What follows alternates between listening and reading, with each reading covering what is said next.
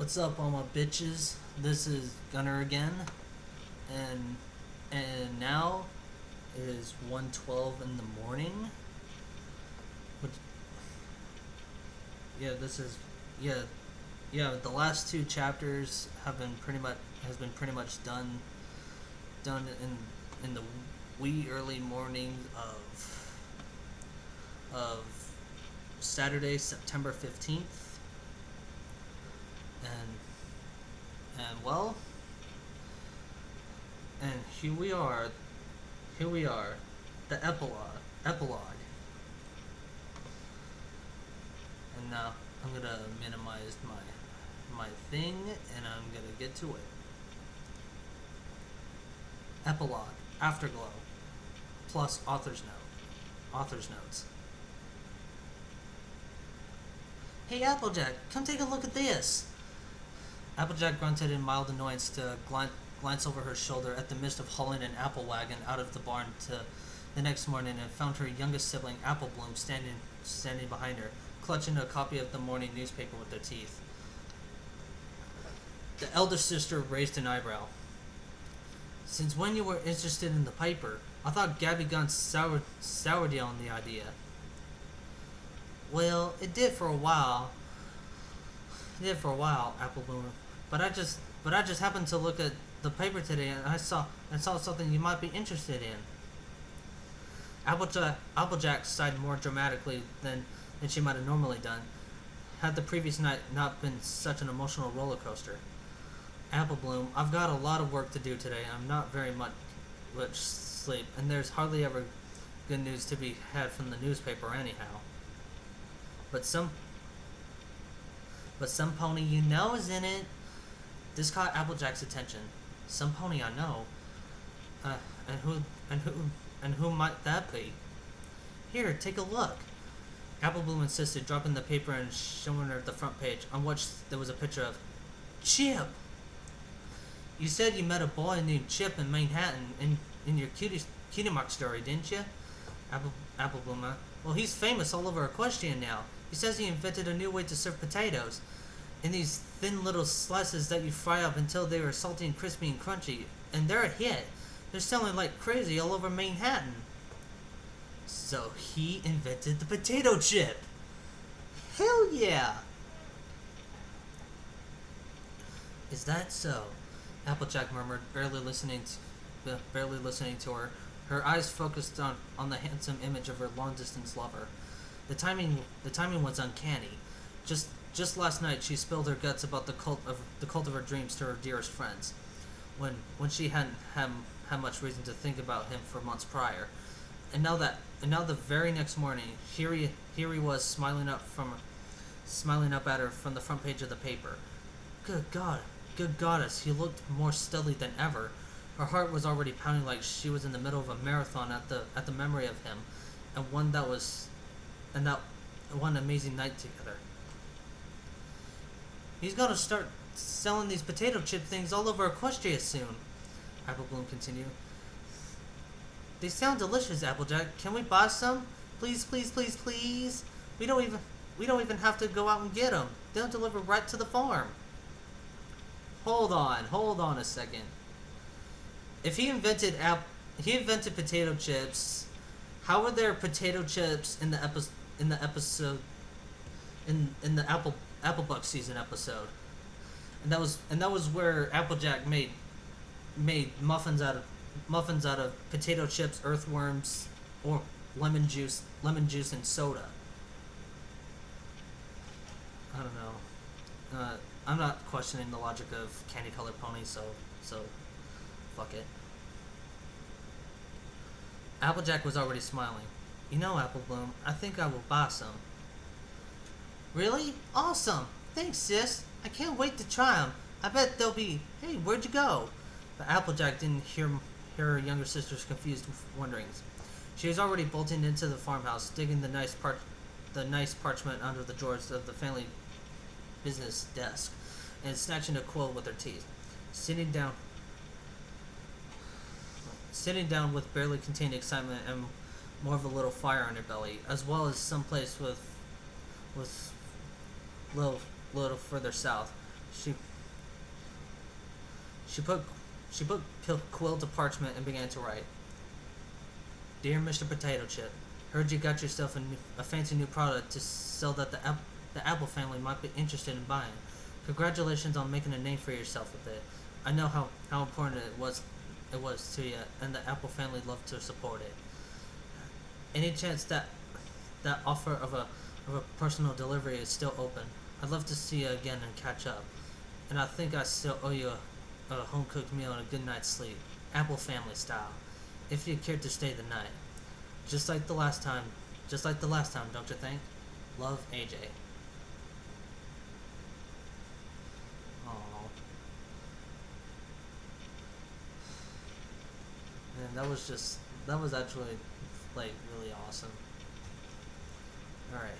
The sky was that special sort of gray that could make even the most colorful pony feel numb and lifeless. Or perhaps that was just Rainbow Dash feeling her heart sinking down in the pit of her stomach. She hadn't thought about that time in Clydesdale flight school in years, suddenly dragging it back up and gotten her to thinking about it again, about Derpy again, which was something she didn't always enjoy. What if they hadn't been caught? What would have they have been? Where could they have gone? Would Rainbow have to make it into the Wonderbolts by now? Would Derpy still be with her? When she looked up from her stupor, she found herself standing in front of a small broken wood shack near the edge of town where Derpy Hooves lived. It looked far older than it was, mostly because of all the damage Derpy herself did to it on a daily basis. More than once, Rainbow had caught the clumsy filly punching holes through the walls trying to put up pictures and other ornaments. With a deep breath of steadying her nerves, Rainbow Dash approached the door and knocked firmly with one hoof. It was only a few moments before Derpy answered. The blonde filly looked so surprised with her eyes actually focused sharply on Rainbow. "Oh, Rainbow Dash!" Derpy exclaimed. "Hey, wow! What a surprise! You don't really come much around anymore. Come in. She stepped aside to wave her into the shack. "Yeah, sorry about that, Derpy." Rainbow Dash stepped inside, cringing at the sound of the floorboard cranking under hooves. "I just got to thinking lately, about the time when we met." "Oh, yeah. I think about that all the time," Derpy admitted with a blush. "You do?" "Yeah. It was the happiest time since I was a little filly, but I guess I should have known better than to make Gilda mad." "Wow, wait, what?" Rainbow gasped. After the incident at flight school, she and Gilda had made up after all. Rainbow Dash had been kind of down from the breakup. If it wasn't for Gilda treating all of her friends like trash, they would likely still be best friends. What did Gilda have to do with it? Derpy looked at her, then blushed and wrung her hooves nervously. Her eyes spinning around her head in different directions, looking everywhere but at Rainbow. The hesitation only worried Rainbow more. "Please, Derpy, what do you mean?" Well, after we broke up, Gilda kind of found me, yelled at me. Derpy looked on the floor. She said was glad we got kicked out of college for fucking around, and that I wouldn't be with you anymore. She blushed even harder at the foul word. "What? But no pony knew why we were..." Rainbow Dash's sentence faded away as she suddenly understood and gritted her teeth. The only way Gilda could have known ahead of time was that why they were kicked out as if she'd squealed on them. She could barely believe it. That Griffin had stabbed her in the back, twisted the knife, and then been there to help her heal without her even knowing. Worse yet, Rainbow had fallen for it. She let herself blame Derpy when she was much a victim as Rainbow. It was all because of Gilda, that lying rat. She lied to Rainbow about a friend. She lied to Rainbow about the time with Derpy. She ruined everything. Oh, that fucking bitch. I'm actually glad that she got shot in the head when I read the story in Airliner and Equestria.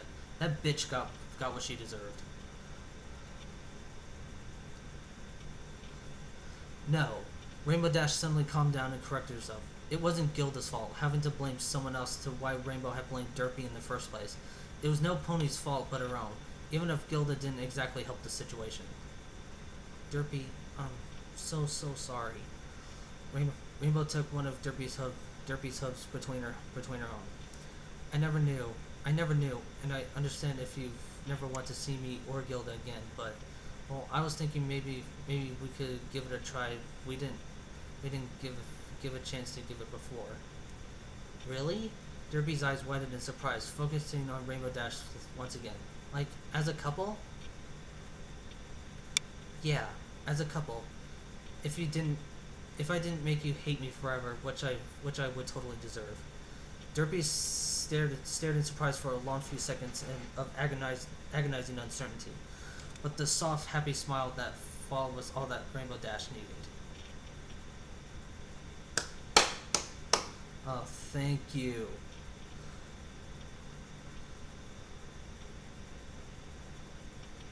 Okay.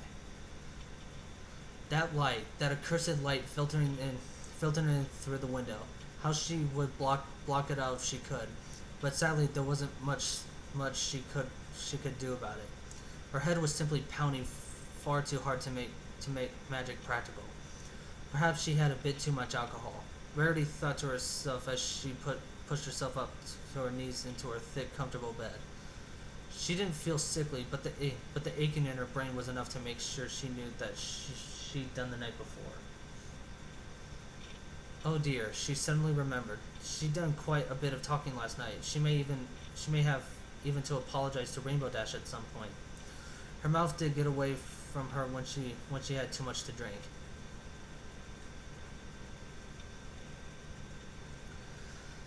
Sliding out of her silken bed sheets, Rarity made her way downstairs toward the first floor of her home and shop, the Carousel Boutique. Opalescence was snoozing in the far corner of her thick cat bed, while the chirping of birds could be heard even through the closed glass windows on the upper section of the wall. There was the pleasant smell of morning dew mixed with the smell of the various freshly purchased fabrics spread across her workrooms that helped soothe her aching head as she made her way down the hall towards the kitchen. She stopped in her tracks to look into the workroom with half-closed eyes.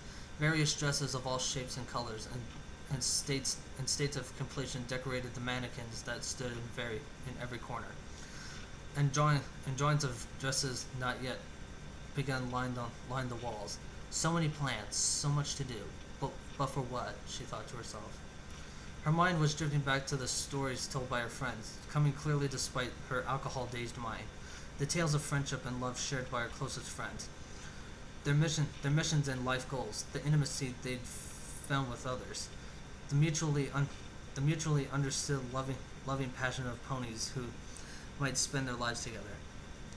Comparing to her single night of filthy, meaningless sex, rapid fire hadn't mean anything to her. She realized, and she very much doubted she meant anything to him.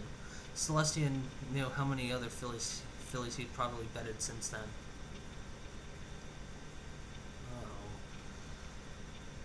Was that what she was? Did she spend her whole life living out of a meaningless passion?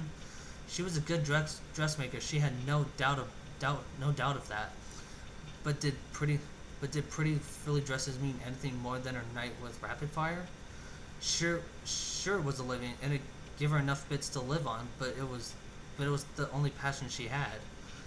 Was she really that shallow? Was it okay if she was? Shaking her head, Rarity spurred herself into motion again, finding her way to the kitchen where she leaned up to use her hooves to pull some migraine medicine from her cabinet and down it with a swig of water. As the medicine began to take hold and her migraine eased, she began to tidy herself up for the day, doing her mane properly and applying just a hint of makeup for extra beauty. As she looked at herself in the mirror, fully prepared for the day, she couldn't help a smile.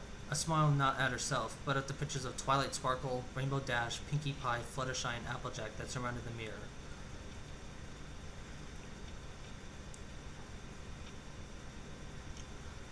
sure it was okay, even if she meant nothing to Rapid Fire, she meant something to her friends, and someday she would mean something to a magnificent cult who would sweep her off her hooves, and she would find a new meaning in her life to top on top of what she already had. Her passions were her drive, but they were not the only thing that defined her. She wasn't just a dedicated dressmaker. She was a good friend, and that was more important than any aspiration to greatness. She was a mare who loved beauty and pleasure, but that would never be all she was long as she had ponies who she cared about and who cared about her. With a nod, she headed out slowly when she saw a picture of a familiar colt on the newspaper lying on the grass outside, heading an article on the front page. It was something about Rapid Fire. Back to basics? Fleetfoot, newest member of the Wonderbolts, announced yesterday that she will be taking a leave of absence following her embarrassing showing at the Las Pegasus Marathon last weekend. I'd like to apologize to all my fans for disappointing them, the young mare explained her decision in a statement released last night. My performance in Las Pegasus showed me that I still have a long way to go to match up with my teammates. Rapid Fire, senior Wonderbolt and champion of the marathon now 5 years running, had offered to mentor her in her new training regimen. Rarity cocked her head curiously at the paper, then smiled again.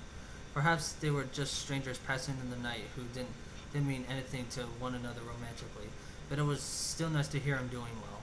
She didn't wish ill on him. No, of course not. He'd shown her things she never even imagined before, things that still sent a shiver down her spine at the mere memory of it. At the very least, she could still consider him a friend. Speaking of being a friend, she thought to herself as she tossed the paper inside, closed the door, and trotted down the sidewalk outside of her home. She had to go find Rainbow Dash and apologize for being so harsh with her last night. She normally didn't drink for exactly this reason. So many apologies for a tongue made a little too loose. Oh well, they would understand. They were her friends after all.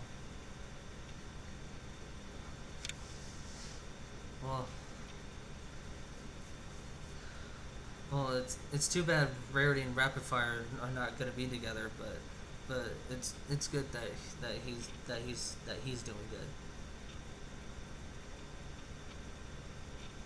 Well, class, it's been a wonderful year with you all. Every pony should be getting their final report cards in the mail sometime next week. A collective groan of protest rang out through the crowd of anxious, impatient young foals. Shirley only giggled in response. Oh, all right. No report card talk. I'm sure you'll have plenty of that with your parents anyway. Just remember, there's nothing like a good book when you're bored over the summer. I can recommend some titles that just know most of you will love. I'm sure if you take a little walk to the local library, Twilight Sparkle can find something for you too. Shirley trailed off at the moment, a distant and happy smile on her face that left her class glancing at each other in mild confusion. But they didn't see what she saw, namely Twilight Sparkle herself, smiling at the schoolteacher from the window by the door. Well then, as it's the last day, I don't suppose there's any harm in letting you all go a bit early. Class dismissed. Have a wonderful summer, every pony. Cheers filled the schoolhouse, along with the fluttering of loose ponies and the scraping of desks and chairs. Along the floor of the class's foals scrambled to flee the building and get a start on their summer vacation. It was hardly half a minute before the room was empty, save for Cheerly herself, and for a few moments that silence and emptiness resigned.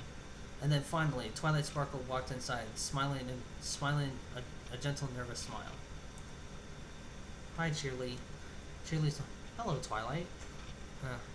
Recommending the library for a foal to spend their summer at? I thought there was too much work to do in an Earth Pony village to sit around and read all day. The schoolteacher managed to shake a giggle. Well, I can't help it. There's always so many good books out there. It's hard not to try to separate the love, so to speak. I'm sure you know the feeling. Twilight nodded and blushed. Yeah, I guess I do. Both mares chuckled awkwardly and fell silent. And in the pause in conversation, They looked just about anywhere in the room but each other. But just as the silence was about to become excruciating, Twilight thankfully broke it. So, do you think we can still, pick up where we left off? It was Cheerlee's turn to blush, but she managed it with a graceful, slightly teasing smile. Well, I'm not sure, Twilight. Where we left off, I was waking up with a bruise at the size of your horn on my forehead, which I'm still very, very sorry for. I swear that shelf was nowhere near my bed, and I swear that shelf is nowhere near my bed anymore. It's all right, Twilight. I'm just poking fun. Cheerily assured her. I love to pick things up again. As a matter of fact, I've been looking forward to it. Really? Great, me too. Twilight exclaimed, bursting into a smile. Oh, my first real relationship. This is going to be so great. I've been studying all about courtship and dating and intimacy, and I promise things will go much better from now on that Hearts and Hooves day. Shirley laughed outright at that. Oh my, you've been studying how to date. Ugh, typical Twilight. Twilight flushed once again. Oh, well, when I've had spare time, I was such a spaz the first time. I wanted our next experience to be a little less painful. Oh, Twilight, it wasn't really that bad. I survived worse than a dictionary falling on my head. The funny thing about that, the book that hit you is kind of what gave me the idea to study up about it. A dictionary gave you the idea to... It wasn't a dictionary. Oh, what was it then? Twilight blushed. Ever heard of the Pony Sutra? Oh, there's a pony equivalent to the Karma Sutra? Holy crap, that's awesome. Shirley rapidly went from pale to wide-eyed to flushed and intrigued. Oh my, Twilight, you naughty mare. Ooh. Twilight flushed just as deeply.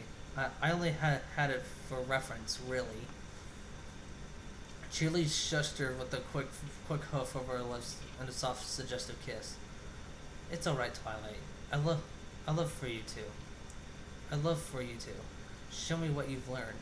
Twilight nodded frantically and pressed herself fiercely into the kiss. Oh, yes, ma'am. Yeah, this is gonna be so hot.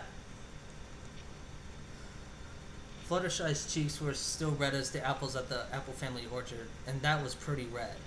Even now, after a full night's sleep and almost a full day, she could scarcely believe what had happened the night before. Not only had she listened to the stories of all of her very best friends mating, but shared her own story too. Oh gosh, it was the most embarrassing thing ever. Her cheeks reddened again just thinking about it. But at least she knew her friends wouldn't tease her about it. They were the best of friends after all. It wasn't like they wanted her to also give them the intimate details of the next time she did it with Big Macintosh. Wait, next time? Big Macintosh? Her eyes darted to the clock hanging above the door, whose hands were ticking relentlessly around to the position of 7:21. Oh no! Fluttershy shrieked in surprise. I'm supposed to meet Big Macintosh for our date in less than 10 minutes. I don't know if I can make it in time. How could I forget something like that? I must not be a very good Philly friend. No, Fluttershy insisted abruptly to leaving herself an angel bunny who was watching her with an eerily nervous expression. I'm a good Philly friend. I deserve Big Macintosh. Without another word, Fluttershy whirled in place and darted for the door, skidding to the top only to look back at her pet rabbit. Oh, dinner's in the fridge, Angel Bunny, when you get hungry. The small rabbit just blinked blankly. Wish me luck. With that, Fluttershy was gone, flapping her wings as hard as she could to cut up towards Sweet Apple Acres. Regrettably, her hardest flaps weren't all that fast. Why did her cottage have to be at the opposite side of town? It took her more than 20 minutes to make it to the orchard, where she and Ben Macintosh had agreed to meet. It occurred to her that he hadn't told her where exactly to meet him, or what they were going to be doing out there tonight. Strange, it wasn't like him to be so secretive. Hello? Fluttershy called into the trees. The darkness around it was growing thicker as the sun moved beyond the horizon, only casting a longer shadow in the dense tree line. Hey, Macintosh, I'm so sorry I'm late. I was distracted by something that happened. I understand if you left and weren't waiting anymore. Her head hung down against her chest until suddenly a strange mouth-watering smell wafted from her into her nose. Oh, goodness. Sniffing daintily at the air the Pegasus set off through the forest, following the smell of the sweet treats that surely had to be nearby. Big Macintosh, is that you? Are you still waiting for me? Oh. The air seemed to flee from her chest when she emerged into a small clearing on a hill, upon which a small picnic set has been carefully placed. The clearing was lit not by candles, but by softly glowing beads of light that hovered around the cloth and softly circling the cult who waited in front of the setup. I'll always wait for you, Fluttershy. Big Macintosh informed her with a handsome but slightly bashful smile. Oh, Fluttershy squeaked, wanting to tell him how romantic that was, how gorgeous this all was, but the moment had taken her voice away. Even breathing seemed difficult under the weight of her rapidly beating heart. Her heart was beating so fast, in fact, that she didn't even move until she felt one of his powerful hoofs circle her neck and give her the most gentle of nudges toward the blanket. Her legs followed almost of their own volition, carrying her toward the blanket, where she saw not only a picnic basket but also a small black box sitting on the ground in front of her. Hmm? Oh, she squeaked Fluttershy. Big Macintosh spoke softly, one of his hoofs gently stroking her neck and draw her eyes up to it. You have been more than I could have ever hoped for, more than I figured a simple earth pony farmer could ever hope for. But you're all of that and everything else. You're kind, understanding of the Apple family ways, supportive, and nothing I could ask for a pony that you ain't been for me. Oh? Fluttershy squeaked even higher than that. I'm sorry if I scare you, but I just gotta tell you how I feel about you. I feel like I could have spent the rest of my life with a filly like you. Oh? Fluttershy? Big Macintosh reached with his free forehoof to knock the small black box open, revealing a shining golden pendant attached to a length of equally tiny chain. Will you do me the honor of being my wife and become part of the Apple family? Oh, hell yes! Yes! Oh. Fluttershy practically shrieked, her wings shooting out over her head in her shock. She didn't even breathe as she slowly lifted the necklace out of the box by the chain and slipped it over her head. His hooves carefully brushed her mane aside until it came to rest solidly against her chest. It was rather heavy, but its weight felt like nothing with all the feelings rushed through her all at once. Fluttershy? Big Macintosh brushed a hoof over her cheek and turned her head to look up at him. You don't have to say yes. I like things how they are now. How too. I just thought. He was halted when one yellow hoof pressed against his lips to silence him. He could barely see him through her tears. But at last her breath came once again, so she could say the words she'd been waiting to say. A soft, simple yes. Fuck yes, dude. Man, I wish all love and happiness for you guys. I'm so happy. I'm so happy for them.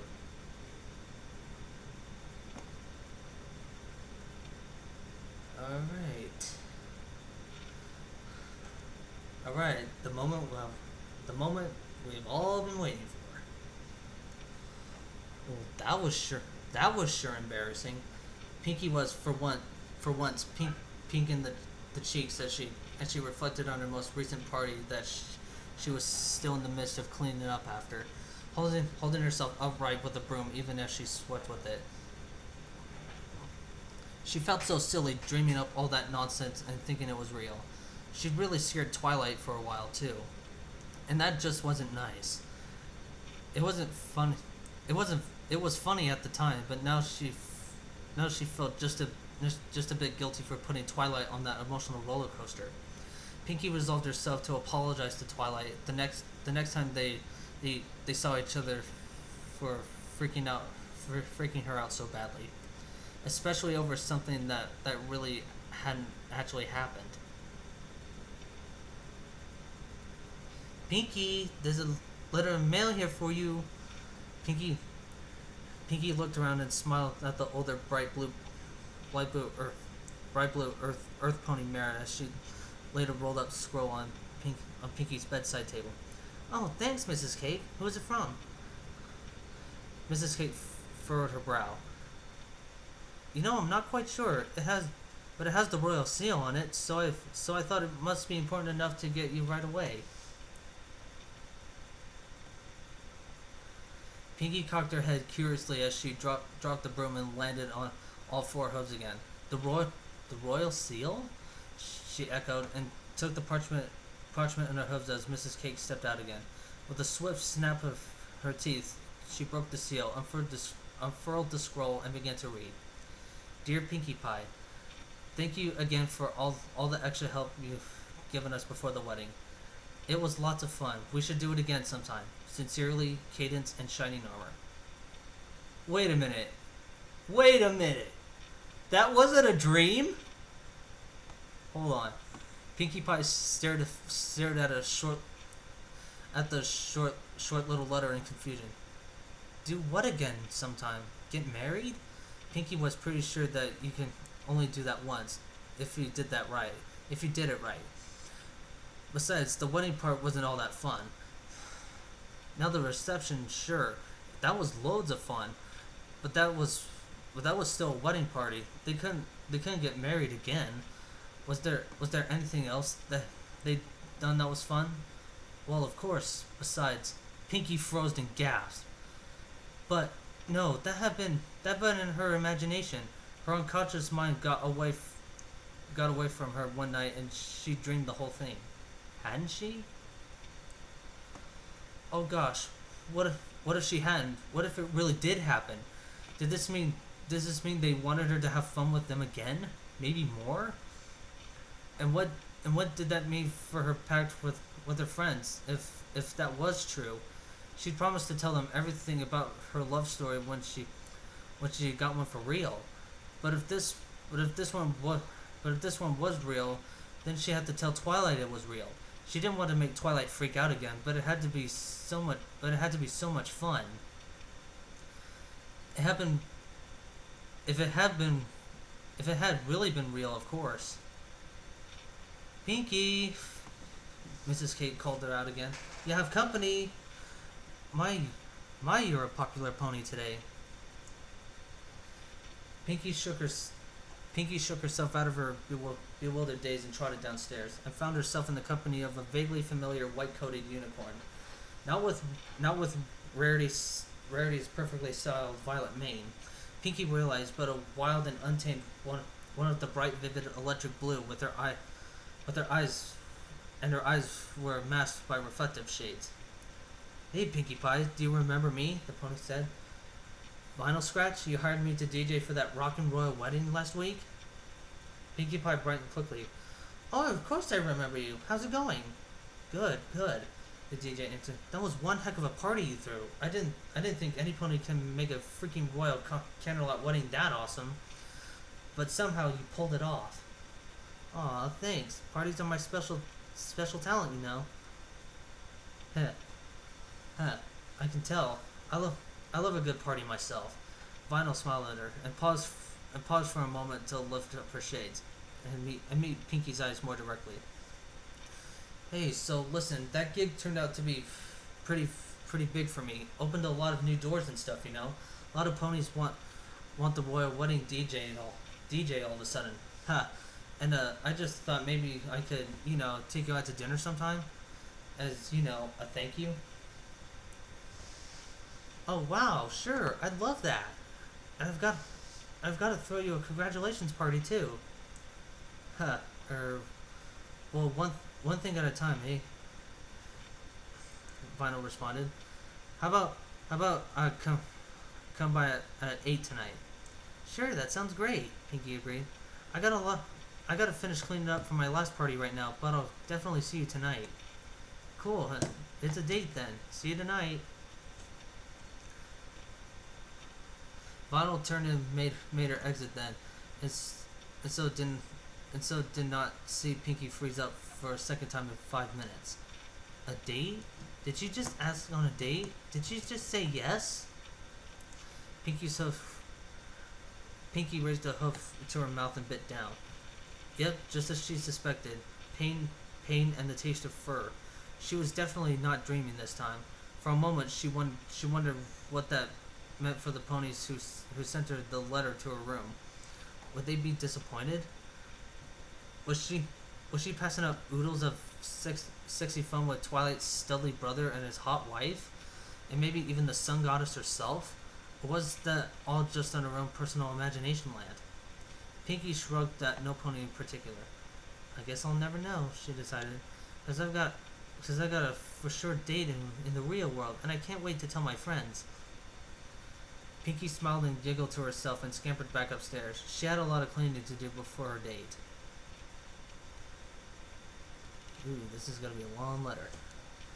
Dear Princess Celestia, today we learned that although love is something every pony strives for in their lives, love comes in many different forms, and means any different things from many different ponies. I've learned that love can be something that sits right in front of your face, trying to confess to you, and you don't even notice it before you're both too new at it to fully understand it, and you have to find your way through it from scratch together. But learning about it together is what makes it so rewarding in the end. I've learned that love can be far away from you, but still burn as bright as any other, no matter how much life and circumstance might keep you apart. Especially when it does get a chance to come around to see you, because the time apart makes the time spent together that much special.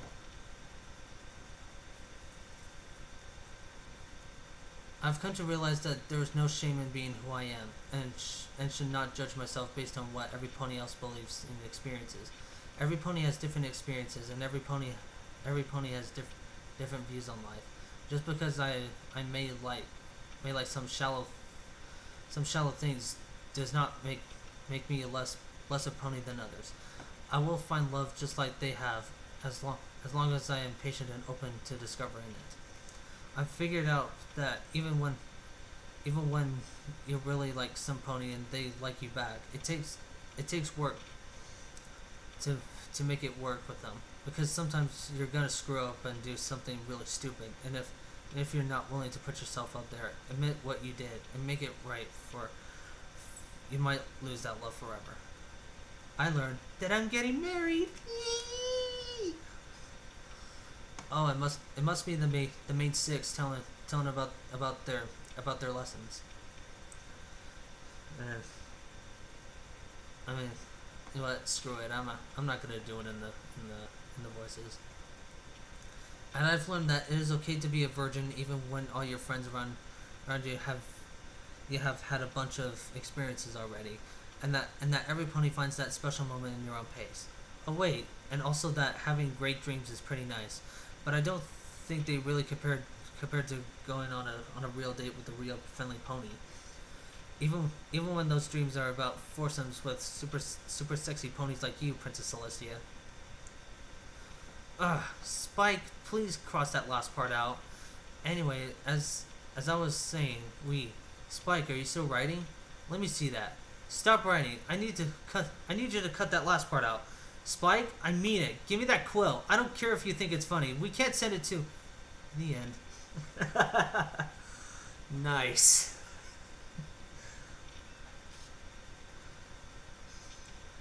Alright. DragonShadow's author's notes. Oh yeah. Oh yeah, I forgot that Dragon Shadow actually actually helped with this fan fiction. For the record, I am not claiming 100% responsibility for this fic. This is absolutely a 50-50 split for effort between Carcinio geneticist and myself. So so when so when I talk about me, I, it's because I'm talking about my own feelings. I can't really speak for him. This was this was this was at once a long and short project. It seems like the whole thing was conceptualized in about an hour with a nearly complete outline, by a couple of dudes laughing about how funny it would make a story like this. A while it was quite amusing, it eventually sort of took on a new form for me. We wrote The more we wrote, and the harder we tried to mesh it into canon, and made the scenes varied with varied forms and driving emotions. The less I viewed it as a cloth fic, and the more I simply began to see it as a fic about sex. There's this weird thing that tends to happen where any topic can be viewed through an observational lens, except for sex. The second sex enters the picture, especially in great detail. All these qualities fly out the window, except for the sexy ones. I think it's rather sad. Sex is an important part of every single one of our lives, and the first time can be a real doozy, both physically and emotionally. No different from the first date or the first kiss, and yet it's viewed on as something separate. I guess I should say, I don't know. It's just something I've noticed over time. For me, this wasn't really a cloth fic by the time we finished it. It was like it was a tale of first experiences and lessons learned. Anyway, time to address a specific concern brought up by some readers: Rarity's bitchiness. Yay. There's an interesting thing about Rarity in the show. She's very unique among the cast. While the other five are positive archetypes fleshed out with flaws and personality, Rarity is actually a negative archetype, fleshed out with virtues and fleshed out with virtues and personality. She's vain, arrogant, shallow, and haty. She looks down on the ways of others as beneath her. She preens and struts and flaunts her good looks. She always insisted that she would naturally get her own way, and she flirts with men to manipulate them. If Rarity wasn't any other show, she'd be used as an example of how girls should not behave. Even in the sleepover episode, she never actually admits to being wrong, but just learns to let it slide and not focus on it, allowing the peace between her and Applejack. The fact that Rarity continues to be likable as a character is a testament to how three-dimensional the characters really are. Her virtues shine just as brightly as her flaws, and in some cases her less seemly aspects can even seem understandable.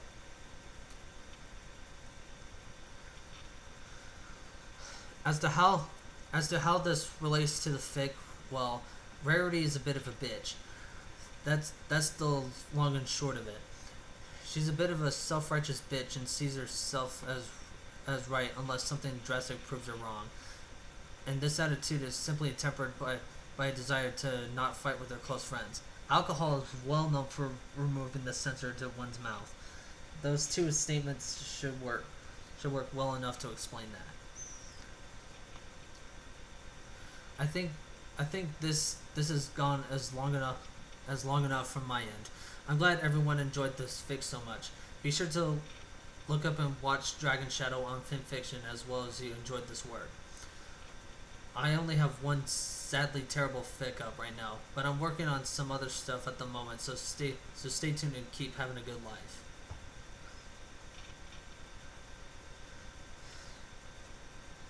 Yeah. Well, that was actually pretty well explained.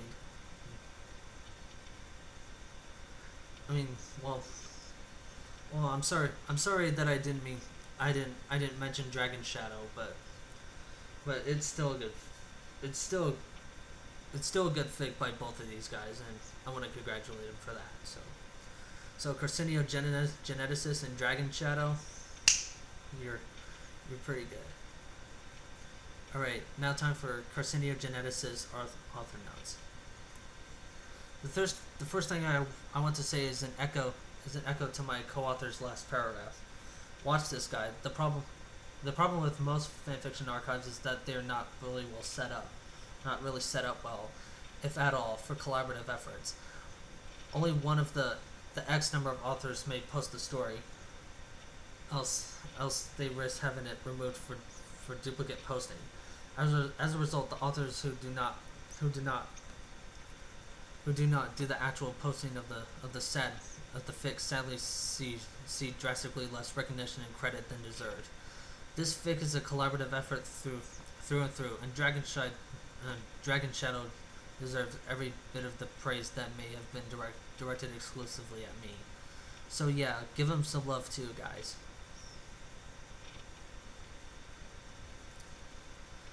I also like to echo another of his points. I don't have to say it to most of you all because you wouldn't be here if you didn't enjoy sex stories, but it really is a sad state of affairs that so many people really react drastically different to a story containing sex compared to one that does not. Not merely in whether they like it or not, or whether they will even read it or not, but how they grade and critique it as well. Between this and purely scientific interest, I saw a lot of comments along the lines of, I would criticize about X, Y, and Z, but since this is a clawfic, I'll let it slide. And I really don't like to see that. Well, I do have to concede that there is an element of wishful fulfillment and fantasy at play with smut fiction in general. I want to specify that for me personally, I tend to strive for all the same dedication to quality, believability, and in-characterness with my smut that I give to my non-smut stories. I would like to ask my fans and followers to treat my work with the same critical eye across the board. Whether the fic is about Twilight Sparkle having a walk in the park with Spike or horn fucking Rarity in the ass. Some note, I am not actually planning a fic on Twilight horn fucking Rarity in the ass. Oh, that's fun. Speaking of Rarity, by the way, I was a little more surprised than my co-authors at how Rarity was received as somewhat bitchy for comments to Rainbow Dash. It's definitely in her character to be highly opinionated, and she certainly has the right to hers. But we actually took conscious steps to tone down Rarity's bitchiness in that chapter. The original draft had her being much more sharp-tongued and critical of Rainbow's story, being much more emphatic about how disgusted she was by the idea of doing it in a public bathroom, and even going so far as to say that Rainbow would have completely deserved any punishment she got, including jail time. So to still have people thinking she was being too bitchy after cutting so much of that out was a bit of a surprise to me. No real point to this line of thought, just an observation I had. Anyway, finally, I like to thank Ari Maki for his ongoing role as my sounding board and pre-reader. I'm pretty sure I owe him like half of my readership, and to the other half, this is another guy who should be following. So it's the least I can do to pimp him back now and then. And that's pretty much it. Thanks for reading, everyone.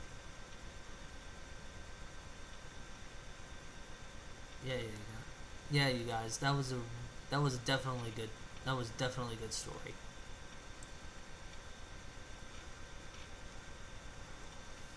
Well,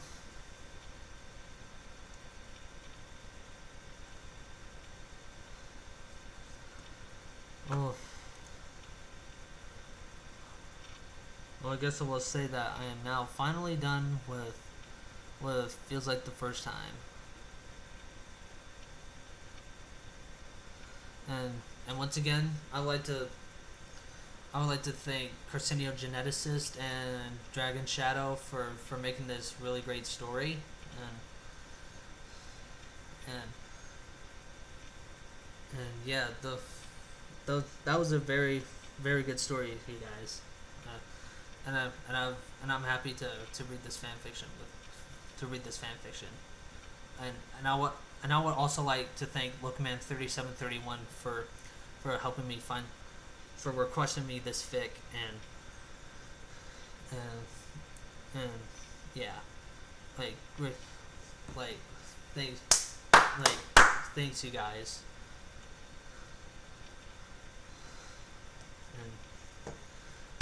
And now I have another. I pretty much have another cloth fic in the works.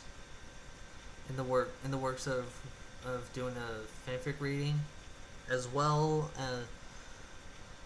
as doing 2 sad fics. These are pretty much my. Yeah, these are gonna be my first 2 sad fics, and who knows, I could cry in them, or maybe not, but, you know.